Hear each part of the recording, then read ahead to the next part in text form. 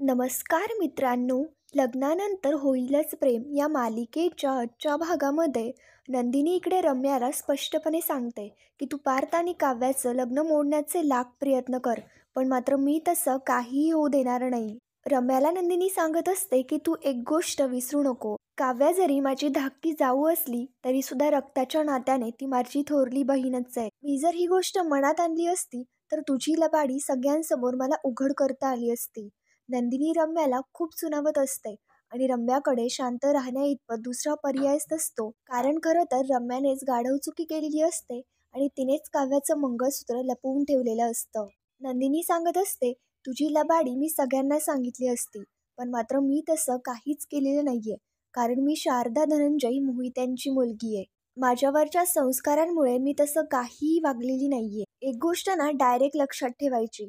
काव्याना बोलून दाखवते, पण मात्र नंदिनीना करून दाखवते. आता त्याच्यानंतर रम्या सुद्धा भयंकर चिडते. नंदिनी रम्याला गुड नाईट बोलून तिकडनं जायला सांगते आणि रम्या तोऱ्यातच तिकडनं निघून जाते. त्याच्यानंतर रम्या आता रूम मध्ये येते आणि वसू आत्या रम्याला म्हणते, आज आपला डाव जरी फसला असला ना तरी सुद्धा थोड्या काळ का होईना त्या काव्याची चिडचिड मात्र झाली. पण मात्र मला एक गोष्ट समजत नाहीये की ते मंगळसूत्र नंदिनीच्या हाती लागलंच कसं. तर मग रम्याला तर आता नंदिनीने सर्व काही सांगितलेलं असतं की तिच्या हातामध्ये मंगळसूत्र कसं लागलं आणि नंदिनीने रम्याला खूप सुनावलेलं असतं. त्याच्यामुळे रम्या सुद्धा भयंकर चिडलेली असते. रम्या आता म्हणते, आई त्या दीड दमडीच्या नंदिनीने मला धमकी दिली, कारण तिला ही गोष्ट कळलीये की ते मंगळसूत्र मी चोरलं होतं. मला म्हणाली की माझ्याकडे पुरावा आहे, ते मंगळसूत्र तू चोरलंस याचा, आणि मला म्हणत होती की मी जर ठरवलं असतं ना तर सगळ्यांसमोर तुझा खरा चेहरा आणला असता, पण मात्र मी तसं केलं नाही, कारण माझ्यावरती तसे संस्कार आहेत. आता इकडे वसू आत्या भयंकर चिडते आणि ती सुद्धा डायरेक्ट नंदिनीकडे जाऊ लागते. पण रम्या आता तिच्या आईला थांबवते आणि म्हणते की आई थांब, त्या नंदिनीचा मला सुद्धा खूप राग आलाय, पण मात्र आई लक्षात ठेव, ती काव्या नाही तर नंदिनी आहे. त्या काव्यापेक्षाही शांत. या घरात आल्यानंतर तिने सगळ्यांबरोबर जुळून घेतलं, मामा मामीचं मन सुद्धा जिंकलंय, त्या जीवाला सुद्धा हळूहळू ती आपल्या बाजूने करून घेतीये. आणि शिवाय जर विचार केला तर पार्थच्या मनातून सुद्धा ती पूर्णपणे गेलेली नाहीये. या सगळ्या कारणांवरून तुला एक गोष्ट लक्षात येते का, नंदिनी सगळ्याच बाजूने सेफ आहे. आता उघड उघड तिच्याशी पंगा घेणं यासारखा दुसरा मूर्खपणा नसेल. आई अगं आपल्याला ती काव्या हुशार आणि ती नंदिनी बावळट वाटत होती, पण तिच्या शांतपणाला आपण तिची पडती बाजू समजून खूप मोठी चुकी केली आहे. त्या दिवशी ती त्या काव्याला ठणकावून सांगत होती की मी जीवाला डिवोर्स नाही देणार, आणि आज तोच धारदार शांतपणा तिच्या नजरेमध्ये होता. रम्याला आता नंदिनी नेमकं कशी आहे हे चांगलंच कळलेलं असतं आणि रम्या नंदिनीची दुसरी बाजू सुद्धा तिच्या आईला समजावून सांगत असते. वसू आत्या सुद्धा शांतपणे ते सगळं काही ऐकत असते. रम्या सांगत असते, त्याच्यानंतर आज पहिल्यांदाच मला तिच्या डोळ्यामध्ये नंदिनी मोहिते नाही तर नंदिनी देशमुख दिसली, ती सुद्धा या घरची सून. आता इकडे वसू आत्या लगेच बोलते, याचा अर्थ असा, तिने तुला सोडून देऊन आपल्याला सावध केलंय. मोहित्यांची ती मांजर देशमुखाची वाघीण होण्याच्या आधी आपल्याला तिच्या गळ्यामध्ये पट्टा घालायलाच पाहिजे. त्याच्यानंतर आता त्या दोघी भयंकर पेटून उठलेल्या असतात. दुसऱ्या दिवशी सकाळी पार्थची आई आणि नंदिनी या दोघीही किचनमध्ये असतात. पाडवा असल्यामुळे त्या दोघी छान तयार झालेल्या असतात. तर मग आता पार्थची आई इकडे नंदिनीला म्हणते, मला ना खूप छान वाटतंय, कारण तुझा हा पहिला सण आहे. एक भरलेलं ताट असतं आणि त्याच्यामध्ये जसा गोड पदार्थ येतो ना तशी येस तू या घरात. नंदिनी विचारते की काय करायचं जेवणामध्ये. पार्थची आई जेवणात नेमकं काय करायचं ते नंदिनीला सांगते आणि नंदिनीला हे सुद्धा सांगते की नैवेद्यासाठी आपल्याला श्रीखंड सुद्धा करायचंय. मग आता नंदिनी हे नैवेद्यासाठी श्रीखंड करणार असते. तेवढ्यात लगेच तिथे वसू आत्या येते आणि नंदिनीला विचारते की तू करणार आहेस का श्रीखंड. तर मग आता नंदिनी फक्त शांतपणे पाहत राहते. वसू आत्या म्हणतात, मला वाटलं की तुझी बहीण म्हणते की काय की मी करते म्हणून. वसू आत्या म्हणत असते, झोपली की काय ती.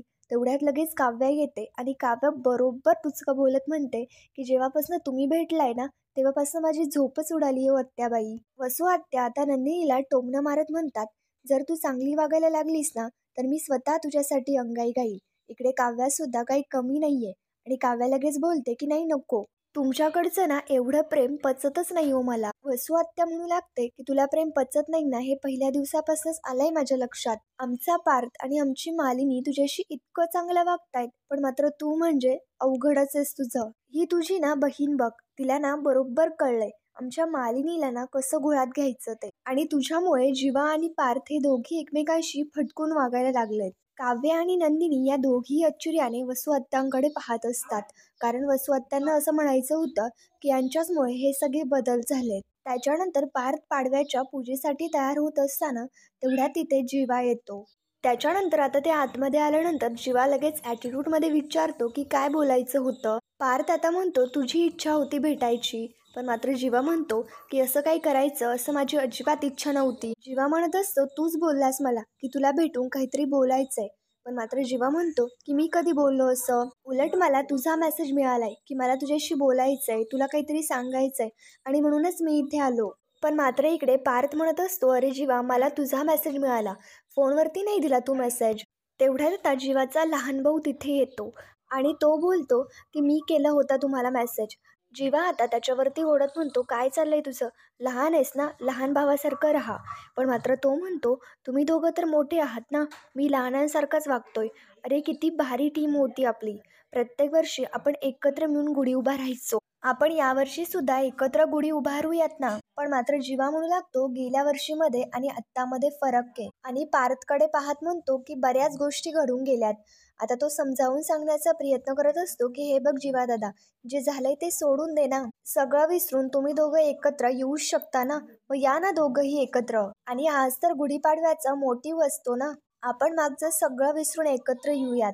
ते काही नाही, तुम्ही मागचं सगळं विसरून एकत्र या आणि एकमेकांना दोघंही मिठी मारा. पण मात्र जीवा आता स्पष्टपणे सांगतो अरे तू गप्प बस रे, काहीही काय बोलतोयस, पूर्वीसारखं आमच्यामध्ये असं काहीही होणार नाहीये. त्याच्यानंतर इकडे दुसरीकडे मालिनी म्हणू लागते वसुधा अहो काय चाललंय तुमचं, यांच्यामुळे ते दोघं का भांडतील, उगाच तुम्ही कुठलीही गोष्ट कुठेही नेताय.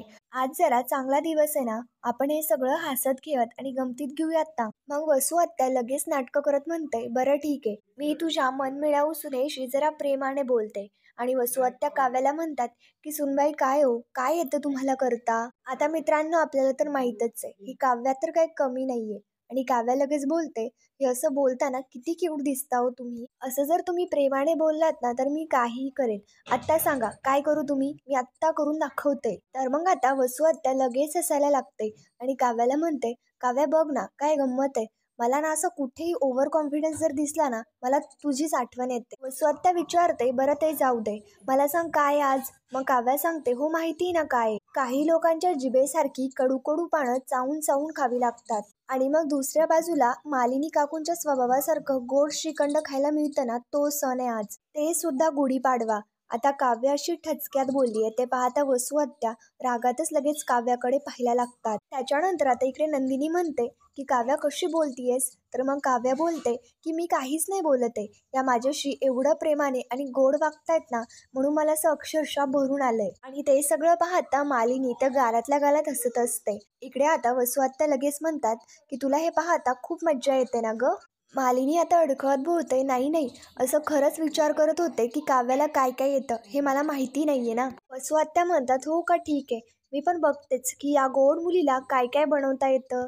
काव्या काय आहे ना, आज गुढीपाडवा आहे, तू साधा आणि सरळ सोपं श्रीखंड कर आणि मी तुला सरळ सरळ इकडे चॅलेंज देते. तर काव्या सुद्धा लगेच बोलते की आत्याबाई चॅलेंज एक्सेप्टेड. असं श्रीखंड करून दाखवते ना, तुम्ही आत्ता जसं गोड बोलताय ना तसंच मी सगळ्यांशी नंतर बोलाल. इकडे आता मालिनी म्हणते काव्या काय ग, तर मग काव्या लगेच म्हणते अहो काकू तसं नाही काही, उलट ना बघा आम्ही एकमेकीशी कसं प्रेमाने बोलतोय. काव्या आता म्हणते ठीक आहे, आता मी मस्त श्रीखंड करते, नैवेद्यासाठी श्रीखंडाची जबाबदारी ही माझी. पण मात्र माझी एक अट आहे, मी श्रीखंड बनवत असताना मला किचनमध्ये कोणीही नकोय.